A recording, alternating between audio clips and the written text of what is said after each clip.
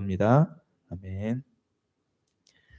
네, 오늘은 소망을 하나님께 두십시오라는 제목으로 함께 말씀을 나누겠습니다. 시편 42편 표제에 보면 고라 자손의 맞서기를 인도자를 따라 부르는 노래라고 1절 위에 기록되어 있습니다. 시편 42편을 기록한 고라 자손을 우리가 먼저 한번 살펴보았으면 좋겠습니다.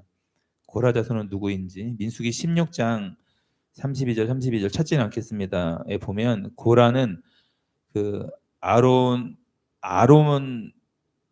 이 제사장이 되는 것에 반기를 들고 모세와 아론을 제거하려고 했던 250명의 그 반역을 주도했던 사람, 그 무리에서 또 그 반역을 주도했던 사람이었습니다.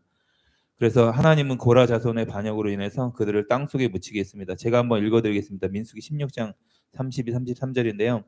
땅이 그 입을 열어 그들과 그들의 집과 고라에게 속한 모든 사람과 그들의 재물을 삼키매 그들과 그의 모든 재물이 산채로 수월에 빠지며 땅이 그 위에 덮이니 그들이 회중 가운데서 망하니라 라고 써 있는데, 이때 고라 자손이 다 죽은 것은 아닙니다. 후손 중에 민수기 26장 11절에 보면 고라의 아들들은 죽지 아니하였더라라고 기록하고 있고, 그 살아남은 고라 자손들이 나중에 성전에서 중요한 직분을 맡게 됩니다. 그래서 다윗이 성전에서 찬양을 인도할 사람들을 세우는데 헤만이라는 사람으로 찬양 대장을 삼는데 고라의 자손이었습니다.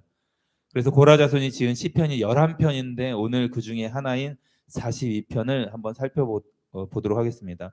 고라 자손이었던 이들이 고난의 때에 누구를 찾아야 하는지, 또 인생에서 우리가 무엇을 갈망해야 하는지를 정확하게 말하고 있습니다. 그 경험이 함축된 시가 바로 시편 42편 말씀입니다. 1절 먼저 한번 보면 1절 2절 말씀 보면, 하나님이여 사슴이 시냇물을 찾기에 갈급한 같이 내 영혼이 주를 찾기에 갈급하니이다. 내 영혼이 하나님 곧 살아계신 하나님을 갈망하나니 내가 어느 때에 나아가서 하나님의 얼굴을 배울까라고 기록되어 있습니다. 인간은 무엇인가를 갈망하는 존재입니다. 우리가 사는 동안 끊임없이 우리는 무엇을 소망하면서 살아가게 되어 있습니다. 어떤 사람에게는 그 소망함이, 갈망함이 돈이 되고, 어떤 사람은 성공이 되기도 하고, 어떤 사람에게는 건강이 되기도 할 것입니다. 이렇게 처한 상황에 따라 우리가 소망하는 어떤 대상은 바뀌어가지만 항상 그 무엇인가를 갈망하고 있는 사실만큼은 동일합니다.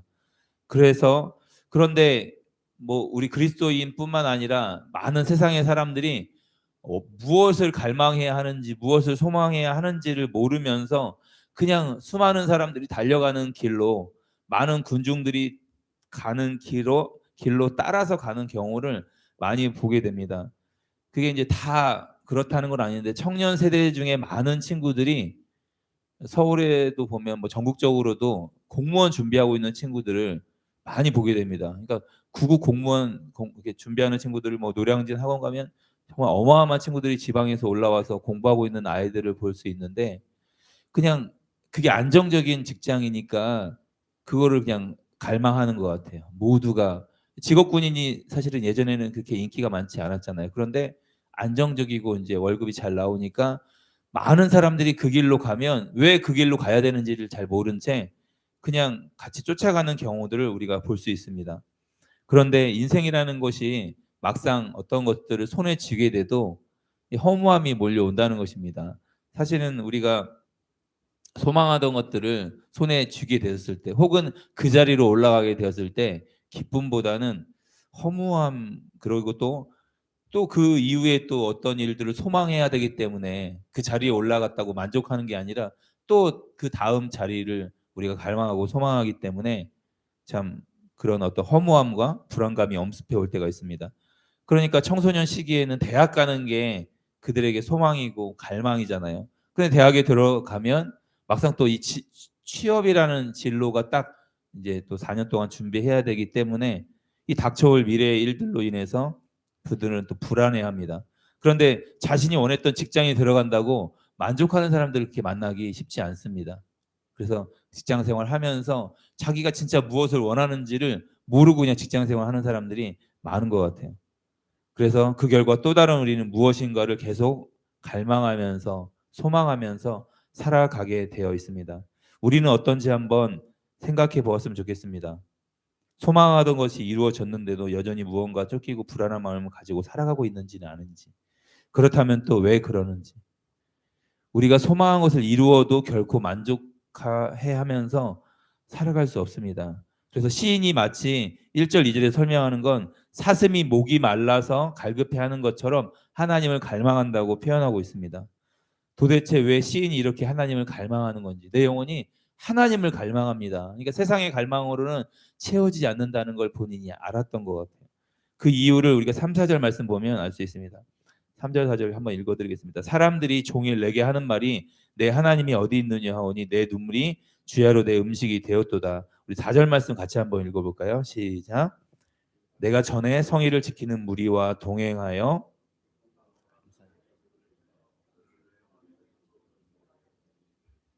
이제 이 일을 기억하고 내 마음이 상하는도다. 아멘. 시인이 갈망하는 이유는 자신이 지금까지 믿고 있던 주변 사람들, 심지어 자신과 함께 하나님의 집에서 감사의 노래를 부르고 축제의 함성을 질렀던 사람들이 고통 가운데 자신을 향하여 너의 하나님이 어디 있느냐라고 비웃고 조롱하는 상황과 마주했기 때문입니다.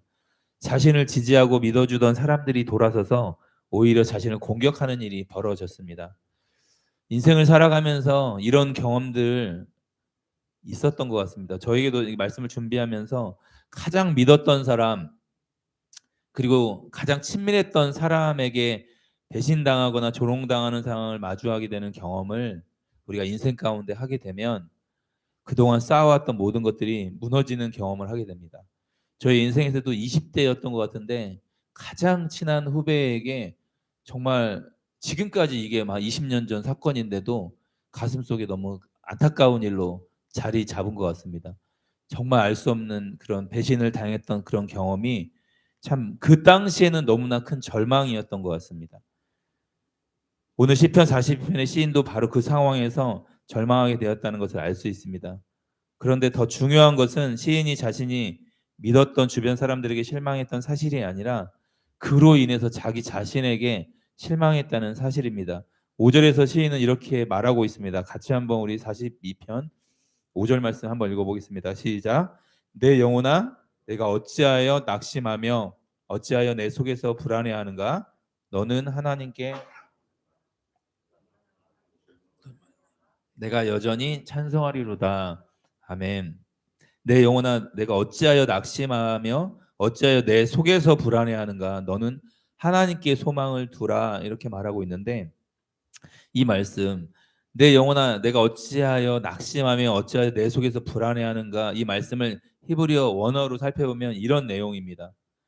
왜 내 영혼아 스스로 소멸하려 하느냐?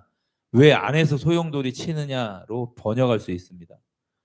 그러니까 시인은 자신을 조롱하는 사람, 자신을 배신했던 사람들을 바라보면서 자신의 나약함과 자신의 무력함에 절망하게 된 것입니다. 자기 스스로 무너진 거예요. 그러니까 자신의 모습을 보면서 이 상황 앞에 이 배신당하는 상황 때문에가 아니라 이 상황을 극복하지 못하고 주저앉아 있는 자신의 모습을 보면서 실망하는 것입니다.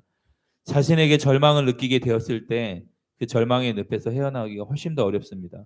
왜냐하면 자기 자신에게 절망하는 경우에는 어느 누구도 도움을 줄 수 없기 때문입니다. 그래서 시인은 이 상황에 대해서 이 실망과 이 상황에 대한 낙심에서 자신을 구원할 분은 오직 하나님이라는 사실을 깨닫습니다. 마치 누가복음 15장에서 탕자가 모든 재산을 탕진하고 돼지 우리에서 주염 열매를 먹고 그 먹고자 했을 때 먹을 수 없게 되었을 때 그때 아버지를 떠올린 것처럼 시편 기자는 이 상황에서 자신을 구원할 분은 하나님이라는 사실을 떠올리게 됩니다. 소망을 두라라는 이 히브리어 단어는 야할입니다. 야할. 이 뜻은 신뢰하다, 기대하라는 뜻입니다. 그러니까 소망을 누구를 신뢰하고 누구를 기대하냐면 그것이 우리에게 이제 소망을 두라라는 표현인데 다시 말해서 인생의 모든 순간에 모든 소망의 자리에서 우리가 신뢰하고 기대할 분은 하나님이라고 외치고 있는 것입니다.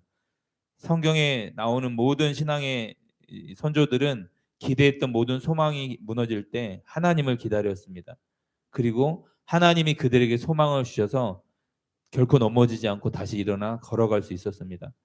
모세도 마찬가지입니다. 그 애굽에서 이스라엘 백성만 탈출시키면 430년 동안 노예했던 그들을 탈출시키면 이제는 정말로 노예 생활이 끝이 나고 행복한 삶으로 이제는 하나님이 인도하는 삶으로 들어갈 줄 알았습니다. 그런데 40년 동안 어떤 삶을 살았습니까? 마실 물이 없었을 때도, 적군이 다가올 때도, 더울 때도 모든 백성의 원망을, 그리고 40년 동안 모든 일에 대해서 모세를 원망하기 시작했는데, 그때 모세가 무엇을 의지하고 그 인생을 40년 동안 살았겠습니까? 유일한 소망은 하나님이었습니다. 다시 일어나서 걸어갈 수 있는 이유는 모세에게는 하나님이 있었기 때문입니다. 모세가 모든 삶의 초점을 하나님께 두고 살아갔기 때문에 지치지 않았고, 그 상황에서 무너지지 않았고 다시 일어나 걸어갈 수 있었습니다. 그러기에 오늘 시인은 내 영혼아 내가 어찌하여 낙심하며 어찌하여 내 속에서 불안해하는가. 너는 하나님께 소망을 두라. 나는 그가 나타나 도우심으로 말미암아 내 하나님을 여전히 찬송하리로다라고 고백하고 있습니다.